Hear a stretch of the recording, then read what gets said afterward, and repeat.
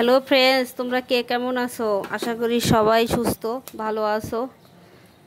তো বন্ধুরা দেখো, আমি রান্না করব শাক দিয়ে, কলমি শাক দিয়ে ডাল দিয়ে।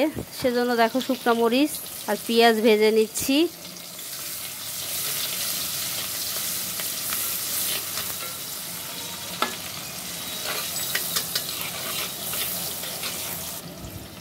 দিয়ে দিব কয়টা কালো জিরা ফোড়ন,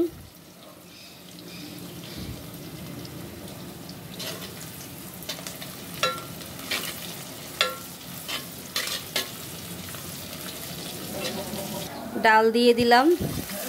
দেখো ডাল দিয়ে, ডালটা ভাজা হয়ে গেছে। দিয়ে দিব পরিমাণ মতো জল।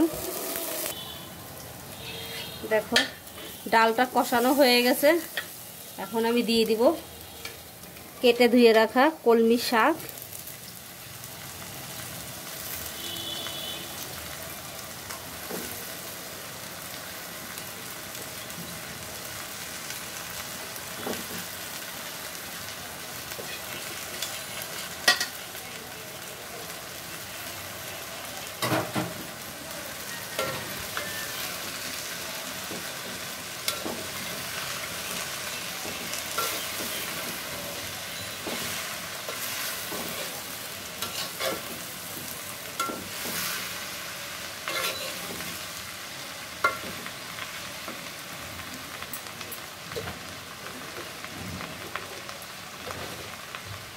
দিয়ে দেব পরিমাণ মতো লবণ।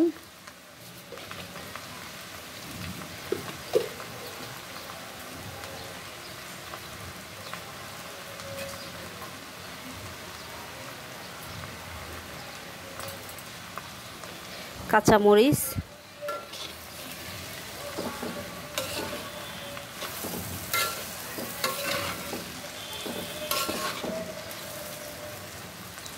জল দিয়ে দিব।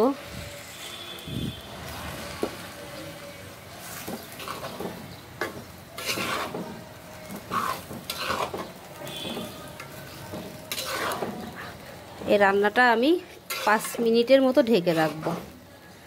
ডালটা সিদ্ধ হবে। ডাল দিয়েছি বলেই একটু জল দিয়েছি। যদি ডাল না দিতাম, শুধু শাক রান্না করলে জলটা দেওয়ার দরকার হতো না। তা আমি এটা ঢেকে 5 মিনিটের মতো রান্না করব।